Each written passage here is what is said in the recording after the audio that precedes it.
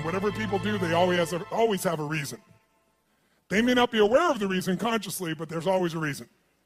If someone tries to commit suicide, there's a reason. If someone tries to hurt someone else, there's a reason. If someone is willing to work 18-hour days, there's a reason. If someone doesn't want to work, there's a reason. Now, here's the good news. Having dealt with literally tens of millions of people from hundreds of countries, or more than 100 countries to be accurate, I could be an idiot at this point and have to see there are patterns. There are patterns that'll make you angry and patterns that'll make you sad. There are patterns that'll excite you. There are patterns that'll make you grateful. There are patterns that'll make you completely worried all the time. There are patterns that'll make you feel so absolutely certain you can run through an effing wall. Once you know what the patterns are, you can get rid of the ones that don't work and adopt some of the ones that do more often. And that's a good part of what we're going to do the next few days to give you perspective. But the most important pattern to understand is why people do what they do. So as I told you, I've had a unique gift. I've had the chance to travel the world at this stage of life where literally the world is available to all of us in a few hours. But what I want you to understand is everybody has a reason for what they do, but the good news is there's only 6 reasons. There are lots of different stories, but I can tell you by experience being around the world, there's only 6 reasons. And those 6 reasons are called the 6 human needs. And I'm going to walk you through these. Now, I need you to manage your state for the next few minutes because we're going to go a little deeper on content, but we're going to do it only so in the future for the next 3 days when somebody stands up, you're going to look at them and you're going to go, what's driving them? And I'm going to ask you, which of these needs are driving them? Because once you know what drives somebody, you know how to meet their needs. Or you can predict their behavior and see whether or not they're the right corporate match, personal match, intimate match, because you have to understand it. So what are these 6 needs? They are not goals. They are not desires. If you travel with me around the world, you'll see every culture has different goals. Everybody has different desires, but we all have the same needs. What are they? Number 1 is the need for certainty. Certainty. Now, what the hell is certainty? Certainty is a survival need. We all need to feel certain that we can avoid pain and that ideally we can have some comfort. Why? Because continuous pain would mean continuous damage. Continuous damage eventually means death. So the need for certainty is built into every human being, and I'm going to show you now in the next few minutes, if you stay with me, and I really need you to, so make sure you sit up in your chair and focus on this area, because after this we're going to kick in gear again, but right now you got to take this in. It'll be so valuable, not just for this weekend, but for your life. All human beings have the same 6 needs, so why do we behave differently? Because the only thing different in people is 2 things. We all have the same 6 needs, but we don't value them equally. Some people, certainty is the number 1 thing they value. And if they're certainty driven and you try to change anything, they freak out. They get fearful or they get angry or they get pissed off because what matters most to them is keeping things the same way where they feel like they're in control. Raise your hand if you follow. That's an example. Some people, they value love much more than certainty. Some people value certainty more than love. So even though they love you, if they don't feel certain, they won't open completely. All right, just as one example. So the difference in people, we all have the same 6 needs. The difference is which of the top 2 you value most out of these 6. Because these top 2 determine your direction in life. And direction, if you keep moving in direction, it leads you to an ultimate destination or destiny. So we want to understand what your top 2 needs are. And same thing with other people. This weekend, when somebody stands up, often I'll say, what's driving them right now? And I want you to see, within a very short time, 8,000 people from 44 countries will all be saying the same thing. Because it'll be that obvious to you. You'll be a practical psychologist by the time we're done here. So now, if we know what these needs are, and a person values them differently, we also have to find out 2 people could have the same need, but they have a different belief about what it takes to be loved. Or a different need about what it takes to be certain. Some people to be certain need $10 billion. Some people to be certain just need to pray to God. Some people to be certain need to feel like they have 3 perfect children and they're there every day. Some people that feel certain because I've always figured it out. I don't know what's going to happen, but I know I'll figure it out because I always have. You can get certainty from your past. You can get certainty from God. You can get certainty by working out intensely. You can get certainty by eating food. Too much food especially will put comfort in your body. If you overeat, all the blood goes in your stomach. You start breathing again. So we all need certainty. The only question is, number 1, 2, 3, 4, 5, or 6 on your list? And the second question is, what does your brain say has to happen to be certain? Some people have certainty that's impossible to meet. The young lady over here who was sitting in the chair before we intervened had a blueprint that's never going to be met. It literally would make her unhappy regularly. So we got to know what needs you're after and what's your blueprint. How many got a feeling at least when I'm explaining here right now? It makes some sense to you. Say I. Awesome. So the first need is certainty. How can we meet our need for certainty? We can do it in ways that are positive, neutral, or negative. I can get certainty in a heartbeat if all I want to do is get really pissed off and freaked out about something. When you get angry, do you get certain, yes or no? You better believe it. So some people get angry all the time because it's their way to get certainty in a life that's uncertain. It has all kinds of negative side effects, but it works in the moment. So listen to me now. Most people meet their needs in a way that works in the moment, but not long term. So they feel good for a short time, like a sugar high, and then they drop emotionally, and they got to do it again, whether it's food or smoking or drinking or whatever it is. So you can meet your needs in positive ways, neutral ways, or negative ways. So if I came along here and I said, what's your name, sir? Chase. Chase, I want to make a deal with you. How much do you weigh? 246. We're going to weigh you in 5 minutes. He says he weighs 246. If you're within that range, I'm fine. Here's my deal. I'm going to put $50 million US cash tonight into an escrow account for you. They're going to weigh you. If you lose 50 pounds tomorrow morning by 8:30 a.m., you will receive that 50 million, otherwise they get it back. Can you do it, yes or no? No? Sure you can. Take off a leg, take an arm, we can get your ass there. There's no question, Chase. Is the goal obtainable, yes or no? Is it achievable? Is it obtainable, yes or no? But it's not sustainable, and that's how most people meet their needs. They use a drug or alcohol or food or cigarettes or something to get comfortable, to get certainty back. But the problem is it has side effects long term. Works in the short term, doesn't the long term. Raise your hand if you follow. Say I. So you could get certainty by overeating or smoking or drinking. What happens when you smoke a cigarette? Take a deep breath in and you blow it out nice and long and slow, full exhale. When most of you are stressed, how many have noticed that you either stop breathing or you breathe really shallow? How many have noticed this in the past? So you smoke a cigarette, and in the moment, it meets your need for comfort and certainty. It's killing you, but it works short term. That's how most people live their life. You can get certainty by working out. If you go on a run really intensely, or you go lift weights, and you push yourself, and all that blood starts pulsing through you, do you feel certain, yes or no? And what's the downside? Zero. So there are ways to meet your needs that are empowering, neutral, or disempowering. The parts of our life we don't like are problems. Why would we keep a problem? We're all capable of solving it. Why would we keep a problem? The only reason you have a problem that's stuck around is because it meets some of your needs. Not all of them, or you wouldn't want to get rid of it. But enough of them that it makes it hard to give up. It's kind of like, who's ever been in a relationship way too long? Let me see your show of hands. And how many knew it was wrong while you were there? Let me see your show of hands. So why the F did you stay there? Because of the uncertainty. Because, well, I'm not thoroughly happy. I'm kind of unhappy, but I might be worse if I was totally alone. What if this is the best one I'm ever going to get and I screwed it up?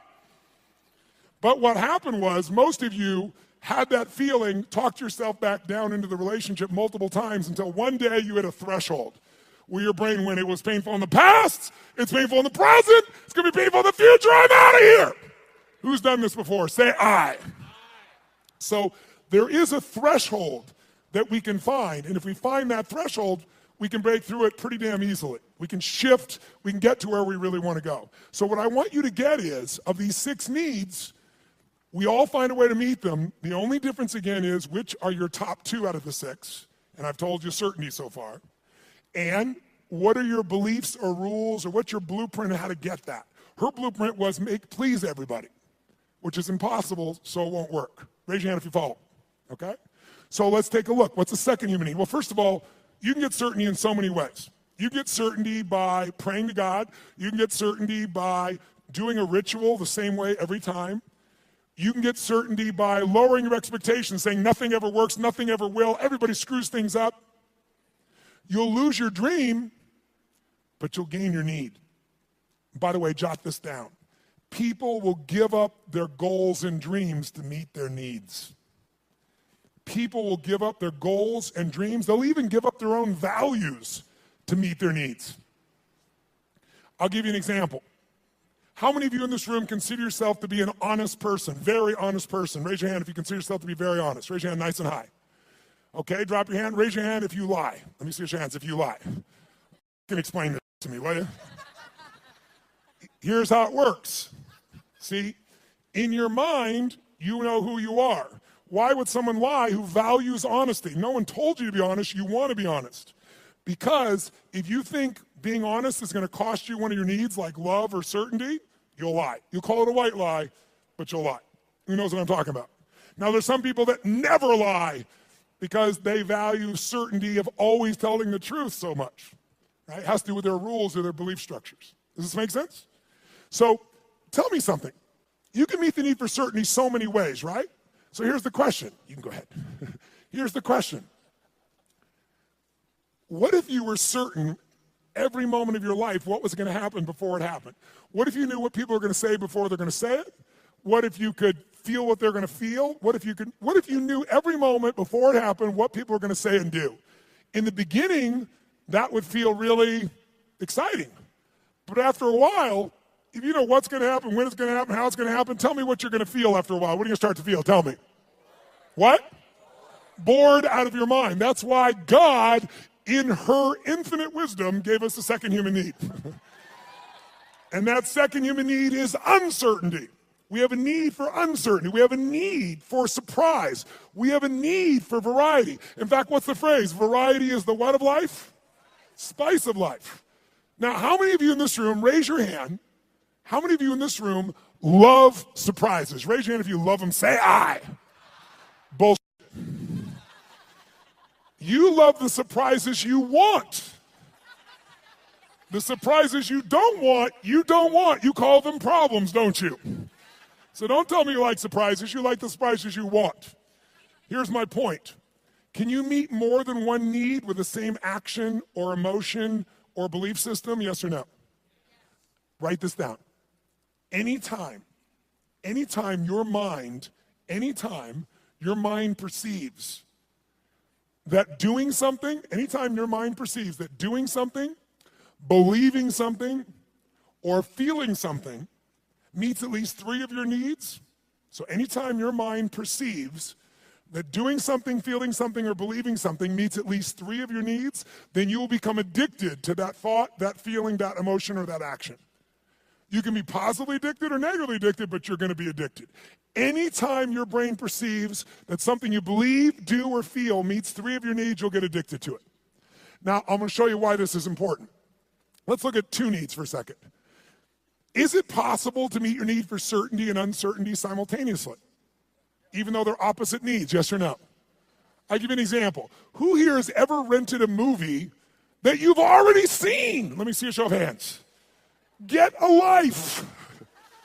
Now, I've done it too. Why would we rent a movie we've already seen? We'd rent it, why? Because we've seen it before, so we're certain it's good, and we're hoping it's been so long we forgot enough it'll be variety when we watch it again. Who knows what I'm talking about here? Say I. So you can meet both needs, but if you meet 3 needs, you'll become addicted to that behavior. Whether it's a good behavior or bad behavior, doesn't matter. It'll be a positive addiction or negative addiction, but you'll be addicted. So let me give you how do you get variety? You can get variety in positive ways, negative ways, or neutral ways. You can get variety by learning, growing, taking on a new goal, a new challenge. You can get variety through a conversation with a friend. You can get variety by praying to God. There's so many ways to get variety, aren't there? But you can also get variety in negative ways. You can smoke a joint, and maybe that's not a negative way, but it sure will change your state. But it has side effects, right? During that time, you're not going to function maybe at the same peak or understanding. Or some people use other things, cigarettes, alcohol, anything. There's so many ways to get variety. The question is, are your ways positive, neutral, negative, or empowering? How many follow? Because we all have ways of getting that variety, that uncertainty. So here's what I want you to do. 3rd human need is significance. The need to feel unique, the need to feel special. Yes, I hope that picture makes you feel special. Okay? The need to feel unique, special, important. Who has the need to be needed, to feel special, unique, and important? Who do you think has that need? Who has it? Tell me who.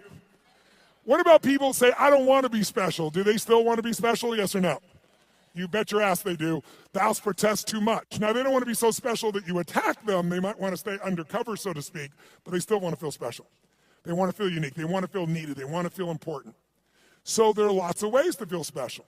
You can do it by working your ass off, taking huge risks, and achieving something to feel special, or you can tear down everybody else that's trying to build something. Because there's two ways to have the tallest building in town. One is work your ass off, take risks, build the tallest building. The other one is blow up everybody else's building. And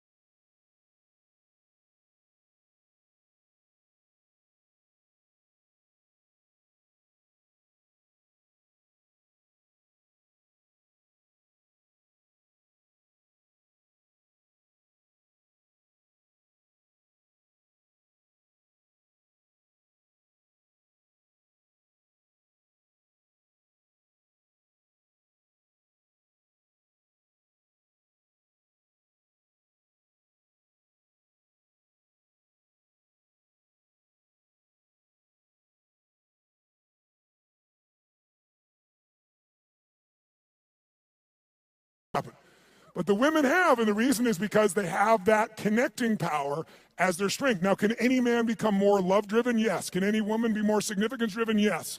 But our biochemistry leads us that way, which is why a terrorist will come up and do what they're doing and kill someone, because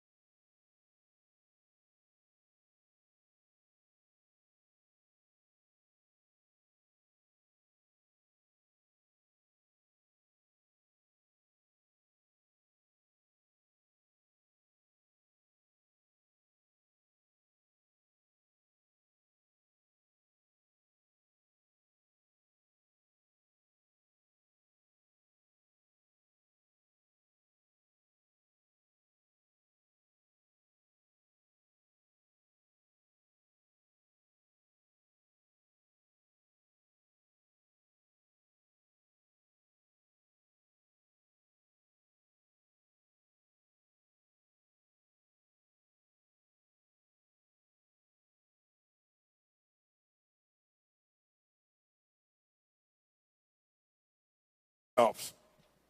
See, how many of you in this room, when something great happens, how many of you can't help yourself, you immediately want to share that with somebody you love? How many immediately that's your first thought? Say, I. Why? Because you can only feel so much yourself. I don't care if it's sex, drugs, rock and roll, whatever it is, there's only so much pleasure you can internally have. You want to share that concert with someone. You want to share that experience with someone because by sharing it becomes more. It's more than just you. Growth and contribution are our fifth and sixth needs. They are our spiritual needs. They are the needs that fulfill us. Everybody finds a way to feel somewhat certain, some variety, some significance, even if they got to tear people down, some connection. But very few people grow continuously and contribute continuously, which is where all the joy is. How many follow here? Say I. So we're going to make a couple distinctions. But first of all, can you meet somebody and in a few minutes start to pick up which needs might be driving them most? Yes or no? Yes or no? Of course you can. In fact, I'll give you an example. I was flying, I don't know, this was probably 5, 6, 7 years ago. I was flying this small plane across the country, and I was being the pilot. And I landed in Kansas City. And I landed in Kansas. And I'm in this little airport in Kansas, and I get out of the plane, and this young man comes running out, and he's like so enthusiastic and so, just such a sweet, good soul. You know, you immediately got a great hit off this kid. And he says, what can I do for you? I told him I'm just flying through. I just need to refuel. He goes, how much do you need? I said, just fill her up. He goes, no problem. I leave. As I leave him, come around the plane to walk up the steps to go into the FBO, the fixed-based operation where I'm stopping for the moment, I'm going to go up and use the facilities, and there's a young girl sitting on the stairs here, and she looks really intense. She's gothic, you know, that goth makeup. She's got, I don't remember the exact number, but like 15 earrings on one ear, one through the nose, really intense-looking little character. So I noticed her on the way in, and as I walk up the steps, I walk by her and go inside, and when I came back out, the steps are really wide, so I sat on the step just beside her. She's like one person away, and she looks at me and goes, what do you want? I said, what do you want? She said, nothing. I said, nothing. And then we just sat there. She's like, inner space.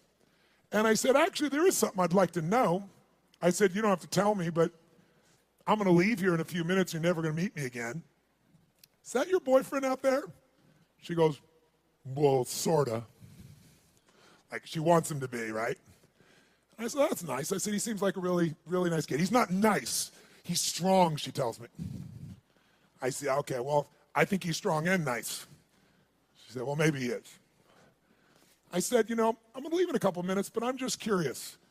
I said, how old are you? She goes, what does it matter?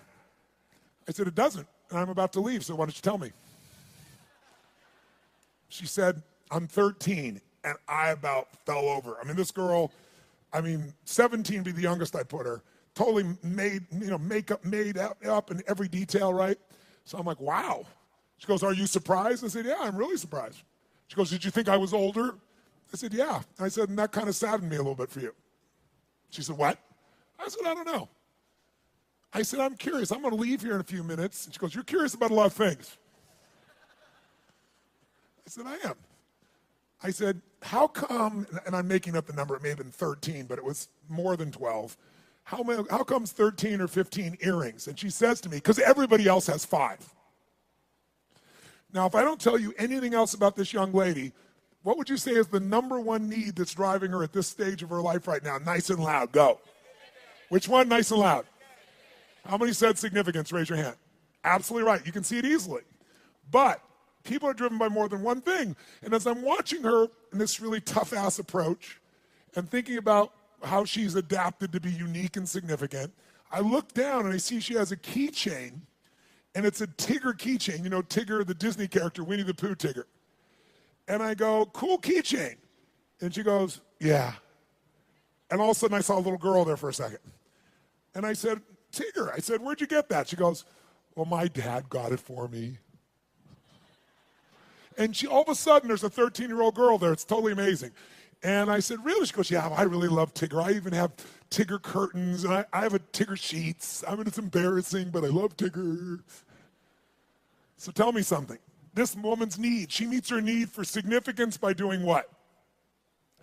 Being gothic, being different than everybody else, 15 earrings, tough ass, makeup. But she's still a little girl, and she has another need called certainty and comfort. And where does she get that? Tigger and her dad. And you can see it right there in front of you. After this weekend, you will never see the world the same way if you stay awake. Instead of seeing people's behaviors, you're going to see their attempts to meet their needs. And when people do stupid things, they're just starving to meet their needs, and they're finding something that isn't very effective, or it's effective short term, but hurts them long term. And because you've done this, you can have compassion. How many of you have something on your list, more than one, where you're doing dumbass things to meet some of your needs, and even though it doesn't meet all your needs, it meets some of them, and so you keep doing it? Let me see your hands here. Say, I. So we want to shift that.